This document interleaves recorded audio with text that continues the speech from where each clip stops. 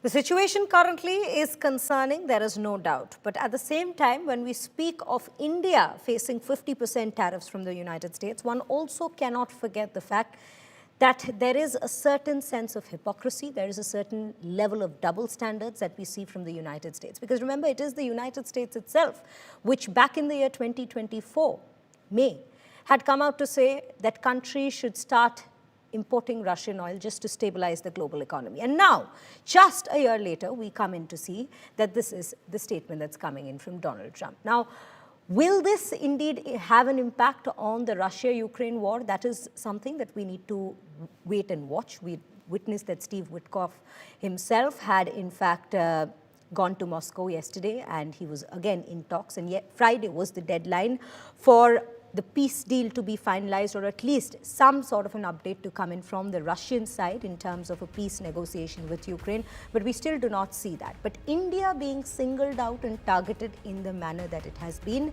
well, that raises a lot of questions. And it's not just the United States that's been hypocritical in this entire situation. It's also the European Union as well that we see.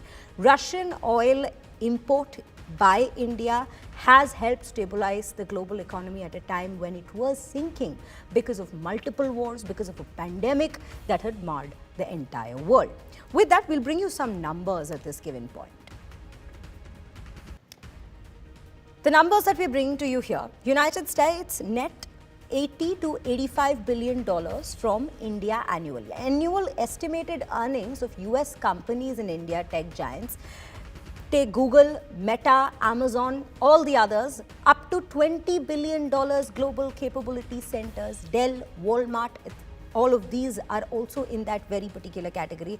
Again, up to $20 billion, banks and consulting firms. Examples include Citibank, JP Morgan, McKinsey, up to $15 billion. Pharma companies like Pfizer, Johnson & Johnson, up to $2 billion. Streaming platforms, up to $1.5 billion. Auto companies, up to $1.2 billion earnings. From Indian students in the United States, up to $25 billion is what we see. This is the particular data that we are bringing to you of the economic side of how much goes to the United States from India at this particular point. But with that, joining me on the broadcast is a panel of esteemed guests at this point: Professor Andrew Latham, distinguished scholar of international security, strategic studies and political economy, Macalester College. Mr. Latham, thank you so much for speaking to us, and a very good morning to you from India, sir. My pleasure. Very firstly, I would like to come to you with the fact that 50% tariffs is what India is looking at. It's very close to China at this point. But the hypocrisy from the United States, or from the West at large, seems to be unreal at this given point. It's ironic how they have been targeting and singling out India while continuing their trade relations with Russia. Yes, it is not quite confusing, perhaps all too predictable. On the one hand, the Europeans are allowed to import Russian oil and gas. The Chinese are certainly doing it. And the United States is importing other materials from Russia, critical minerals, etc. And yet India is being singled out. And my conjecture is that that Trump thinks he won against Japan. He got them to roll over and play dead. Indonesia, the European Union. And the only fly in the ointment, as it were, the only country that has stood up to him is India. And I think it's really emboldened him, on the one hand, that he beat Japan and the European Union, and enraged him that he can't get his way with India. And so he's doing what, the art of the deal suggests. He's ratcheting up the pressure on India, but he doesn't understand that the Modi government only has so much wiggle room here, that there are certain domestic constituencies, which in the agricultural sector, for example, which he simply cannot alienate if the BJP is to have any hope of winning again in the future. So the room for Modi to give Trump what he wants is pretty limited. Now, there are things that the Modi government could do. It could, for example, cut back on the re-export of oil. It's making a lot of money, not just consuming Russian oil, but then selling it on the world market and making some money. It could cut back on that, for example. There are some other things it could do with respect to the defense industry, and there are some things that it could do diplomatically, just give Trump a phone call and maybe, stroke his feathers a little bit. But it is ironic that India is being singled out this way, and in a way that's likely to alienate America's best strategic partner in the Indo-Pacific. Absolutely, and that is what has been the concern at this given point. And you know, when we speak of the hypocrisy, sir, it's not just with regards to economy. You know, while we're speaking of U.S. imposing extra tariffs, Trump has even come out to say there will be secondary sanctions. Firstly, let's also take a look at the fact that Trump himself, the businessman Trump that is known to be, his own company has one of the largest real estate markets in India.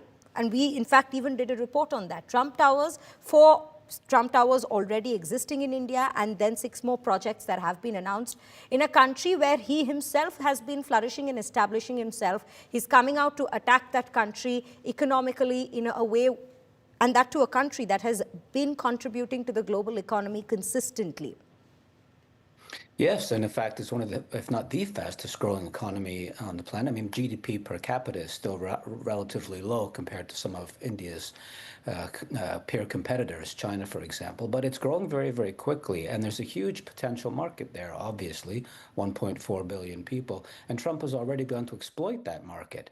So you're right, it's not just geopolitics at play here. It's not just having India as a partner against China in the Indo-Pacific. It's got very much to do with 2 other things, one of which is the geoeconomics, if I can put it that way. Why, after spending 20 years building an economic relationship with India, why are you torpedoing that now?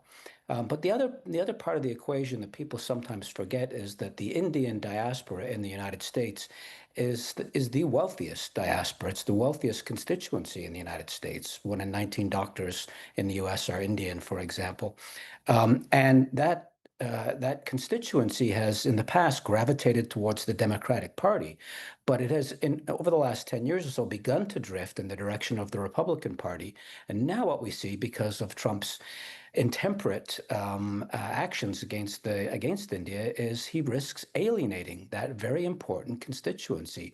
It's not a constituency that brings its weight to bear with respect to specific policies, but it does vote. And it can vote Democrat or vote Republican. And Trump is on the verge of pushing many, many Indian Americans back to voting Democrat as opposed to Republican.